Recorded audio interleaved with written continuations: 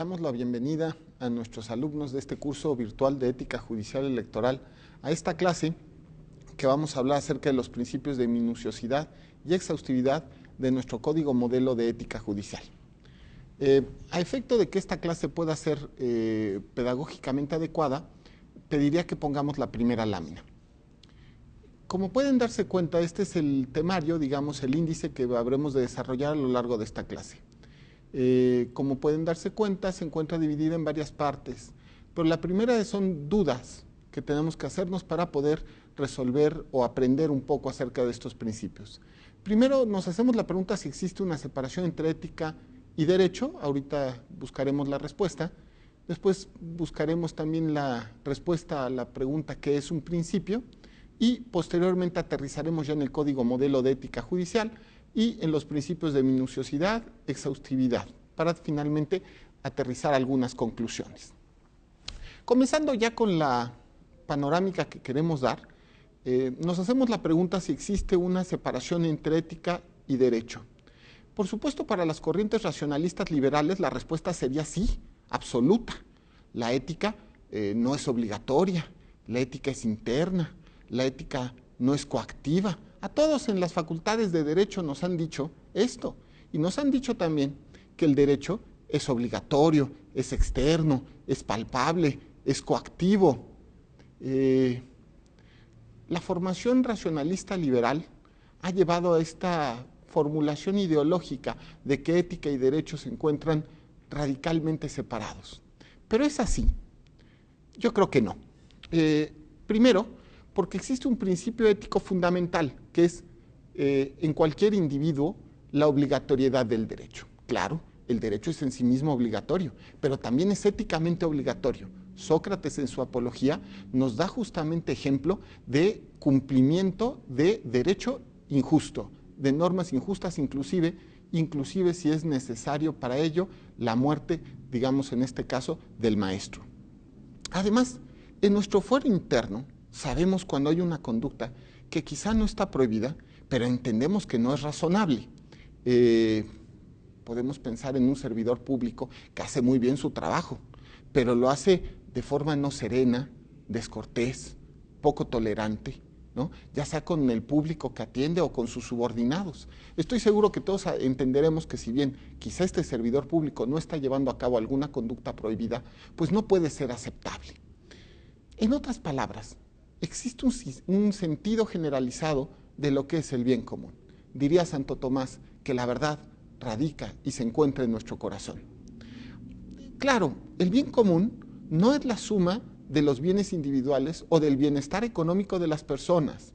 El bien común es fundamentalmente el bien que requieren las personas en tanto miembros de la comunidad y el bien de la comunidad en tanto se encuentra formada por personas.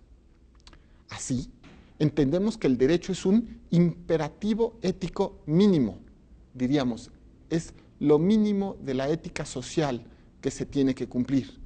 Pero la ética, como una fórmula general, es fundamentalmente el deber de todo aquel que busca el bien común que se encuentra impreso en la naturaleza de las personas, por supuesto.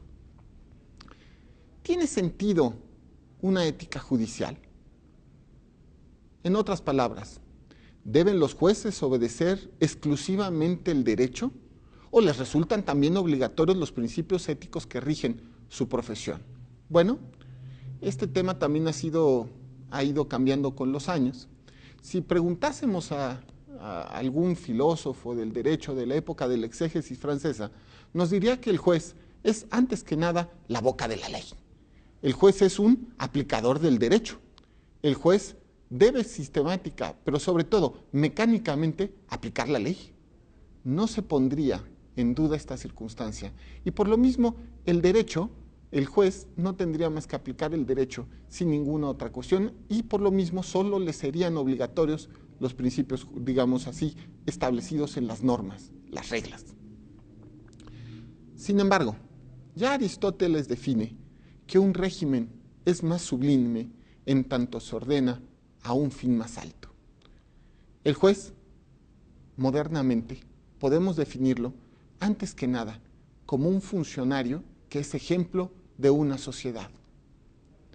Las fuerzas de sus resoluciones, por supuesto, se encuentran en el imperio del que las dota el derecho, la ley.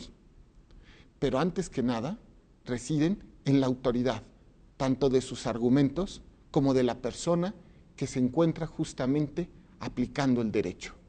El juez es más fuerte en tanto que es un hombre que tiene, vamos a decirlo, autoridad moral, no solo imperio. El buen juez, por supuesto, que entiende esta sublime tarea que tiene encomendada, pretenderá no solamente su formación académica, qué bueno que los jueces dominen el derecho, es indispensable, pero igualmente deberán fortalecer su formación personal y humana. Lo anterior hace, me parece evidente, que le rijan, por supuesto, las normas jurídicas, comúnmente tendremos que decirlo también, le resultarán aplicables los principios que son comúnmente aceptados por sus pares, ¿no? Y que son el trasfondo de su actuar cotidiano. ¿Qué es un principio en este sentido? Dworkin nos dice que es una pauta que ha de observarse porque es una exigencia de la justicia, de la equidad o de otro aspecto moral. Prieto Sanchís definiría que es un vehículo de la moral en el derecho. El principio se vuelve así en un imperativo, por supuesto para todas las personas, pero especialmente para los jueces, ¿no? En tanto personajes sociales, en tanto que son el ente fundamental de la aplicación normativa. Estos principios que rigen la conducta del juez, por supuesto, están implícitos en la norma, son principios también que se encuentran en la naturaleza de su función, pero que es bueno también que se encuentren explicitados en alguna fórmula de codificación. ¿Para qué? Pues justo para claridad, ¿no? Que quede claro que los jueces se dotan a sí mismos de ciertos principios que consideran bueno para el ejercicio de su profesión y que estos sean fáciles de difundir, por supuesto, fáciles de practicar y que cualquiera pueda, a su vez, pues en su caso, reprochar al juez el cumplimiento, inclusive por algún tipo de responsabilidad que pudiera surgir. Es así que el Tribunal Electoral del Poder Judicial de la Federación y la Asociación de Salas y Tribunales Electorales de la República Mexicana, en el año 2013, firmaron el Código Modelo de Ética Judicial Electoral, código modelo en que se establecen todos los principios que resultan aplicables a la profesión de juez electoral. Se encuentran ahí establecidos, entre otros, los principios de minuciosidad y de exhaustividad que vamos a tratar de platicar de ellos. Bueno, aquí voy a pedir que nos pongan justamente la presentación que tengo preparada y que me parece bastante didáctica con los bullets fundamentales. El código contempla el principio de minuciosidad del que hablaremos en primera instancia. En materia electoral, el principio de minuciosidad alude al compromiso de los servidores judiciales de examinar a profundidad, con el cuidado más puntual y con integridad hasta el último detalle e incidencias de los asuntos que les son planteados, de modo que su decisión final esté debidamente fundada y motivada, con la consecuencia lógica de que su razonamiento le demandará un mayor aprendizaje, lo cual le guiará indudablemente hacia un constante perfeccionamiento. Dicho aprendizaje es perenne y requiere de una formación humanista que le permita reconciliar el derecho y la realidad social, como diría el maestro Recasens-Siches, lograr el proceso de conexión entre el derecho y la vida, a fin de cimentar un país con mayor madurez democrática en la que se vele por la protección de los derechos y las libertades.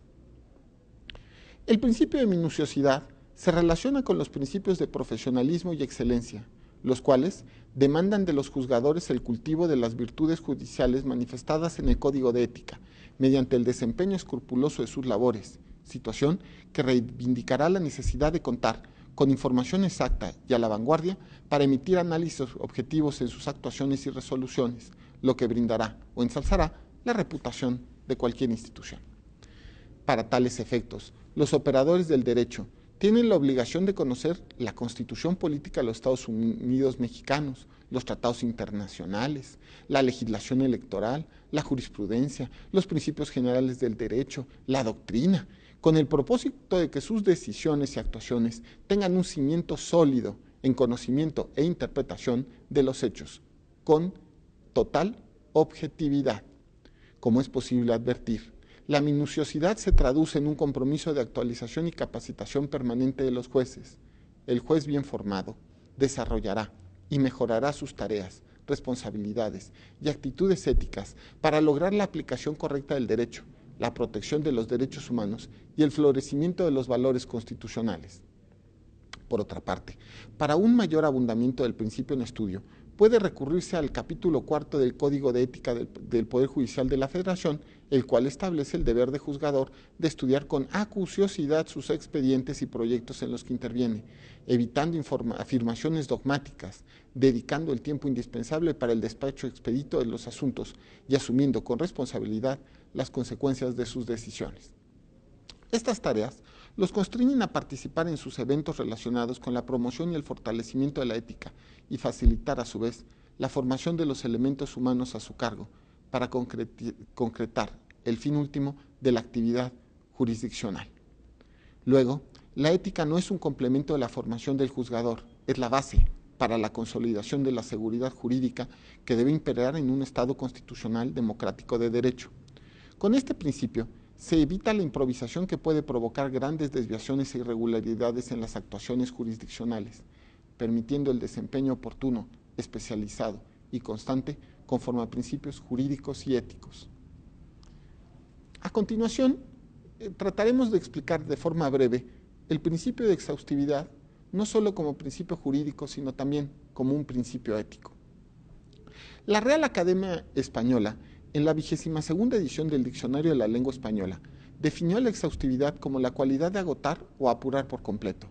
En ese panorama, la exhaustividad implica ahondar en la totalidad de un tema. Esta máxima se refiere a la condición de desarrollar un tema o punto de argumentación de manera completa, con el mayor cuidado y apego a derecho, con que los servidores judiciales deben realizar sus responsabilidades y tareas para satisfacer las más altas exigencias de calidad en la verificación de todas las etapas comprendidas por los procesos electorales, a fin de que las decisiones alcanzadas sean entendidas y aceptadas por las partes involucradas. Consecuentemente, la información que motive y funda sus decisiones debe ser exacta, exhaustiva, accesible y apegada a derecho. Al respecto, el Tribunal Electoral del Poder Judicial de la Federación ha emitido diversos criterios de tesis y jurisprudencias, tal como la número 26 de 99, en la cual se estableció que bajo este principio las autoridades deben agotar la materia de todas las actuaciones sometidas a su conocimiento mediante examen y determinación de la totalidad de las cuestiones concernientes a los asuntos de que se ocupen, a efecto de que no se den soluciones incompletas. Ahora bien, ¿qué ocurre cuando existen situaciones que impiden un pronunciamiento sobre un punto o algunos puntos sustanciales? De acuerdo con la tesis aludida, el principio en comento debe satisfacerse mediante el análisis de todas las demás cuestiones no comprendidas en el obstáculo de que se trate, pues si bien es cierto que la falta de formalidad esencial no permite resolver el contenido sustancial atinente, también es verdad que esto no constituye ningún obstáculo para que se examinen los demás elementos que no corresponden a los aspectos sustanciales, por lo que la omisión al respecto no encuentra justificación y se debe considerar atentatoria del principio de exhaustividad. El principio analizado impone al juzgador el deber de constatar la satisfacción entera de presupuestos procesales y condiciones de acción, agotar los planteamientos de las partes al integrar la litis, si se trata de una resolución de primera o única instancia, y sobre el valor de los medios de prueba aportados o allegados de forma legal, o en su caso, el análisis de los argumentos y razonamientos en los agravios o conceptos de violación, si se trata de un medio susceptible de abrir una nueva instancia, o revisar una resolución primigenia, a fin de que al emitir sus resoluciones se garantice la certeza jurídica y se evite privar de modo irreparable a los justiciables de sus derechos. Afirmamos la relación del principio de exhaustividad con diversos ordenamientos, debido a que el estudio que se haga de un asunto debe llevarse a cabo de manera pormenorizada, allegándose a mayores y mejores elementos, estudiar la norma aplicable y un análisis íntegro de los temas del caso planteado. Lo anterior pone de manifiesto la vinculación que guarda con los principios de legalidad y expeditez, ya que si los puntos planteados por las partes se estudian completamente desde un principio de conformidad con la normatividad aplicable, puede evitarse en un alto porcentaje que se acude a nuevas instancias. La inobservancia de este principio en el dictado de sentencias puede producirse si se surten, entre otros, los siguientes elementos: la formulación de un planteamiento sin contestar, la omisión por parte de la autoridad resolutora en el examen y en la emisión de una determinación sobre dicho planteamiento. En esa tesitura, el principio de exhaustividad conmina un análisis integral, completo y acucioso de todos los elementos de un asunto planteado, para lo cual el juez debe hacer uso de sus conocimientos, técnicas y valores para cubrir cualquier arista. Han sido explicados estos dos principios, por lo que pasaremos rápidamente a dar algunas conclusiones. La tarea del juez en el siglo XXI es cada vez más compleja, derivado de la constante evolución del derecho y de sus criterios de interpretación, basados en preceptos constitucionales, así como en el sistema internacional de promoción y protección de los derechos humanos, control de constitucionalidad y convencionalidad. Situación que exige del juzgador una actualización de todo el derecho, o al menos de la jurisdicción especializada en que se desenvuelvan sus actuaciones, lo que Jorge Malem Seña denomina sus propios reclamos cognoscitivos. El juzgador debe ser un profesional con una amplia y sólida formación jurídica que permita reflexionar su papel en el Estado y de frente a la sociedad en la que se desarrollan sus funciones. Por tanto, debe pensar cuáles son sus deberes morales y deontológicos, sin olvidar que tiene límites, pues no puede aplicar la norma en base a prejuicios personales, eso es evidente. En ese sentido, es que la formación inicial de los juzgadores es importante, pero lo es aún más su constante actualización y capacitación. Precisa acudir así a la ciencia y a una mejor técnica. El desafío principal del desarrollo institucional electoral estriba en el respeto y la protección de los intereses legítimos de la ciudadanía, de las agrupaciones y de los partidos políticos. Escenario en el que el juzgador ocupa un papel primordial, por lo que no bastan los conocimientos jurisdiccionales, sino que se requiere un compromiso ético fundamental a través de virtudes y principios morales, como lo son la minuciosidad y la exhaustividad, que le conmine a un cumplimiento de sus responsabilidades de manera irreprochable, vivificando el sistema democrático participativo en el Estado constitucional de derecho. Quisiera concluir con unas palabras de don Sergio García Ramírez. Cito: entre las figuras judiciales que ofrece la historia, ejemplo de señorío, hay una que me inspira particular veneración y confianza. Me refiero a los jueces de Berlín, que invoca el molinero cuando el soberano le amaga con fuerza y amenaza con privarlo de sus bienes. Eso no ocurrirá, alega el molinero, seguro, mientras que haya jueces en Berlín. Qué hermosa muestra de confianza en la justicia, que sabe detener la ambición del poderoso y amparar al hombre común, hombre de carne y hueso, cuya espada y cuyo escudo, como en la divisa de Benito Juárez, residen en el ánimo y la integridad del magistrado. De esa sustancia deben estar hechos los jueces que apliquen la ley en México y velen para que los mexicanos, confiados, puedan conciliar el sueño. Eso es lo que se aguarda de usted, señor juez, señor magistrado. Si usted corresponde a esta expectativa, contará con el respeto de sus compatriotas y con la paz de su conciencia. No son poca cosa. Fin de la cita.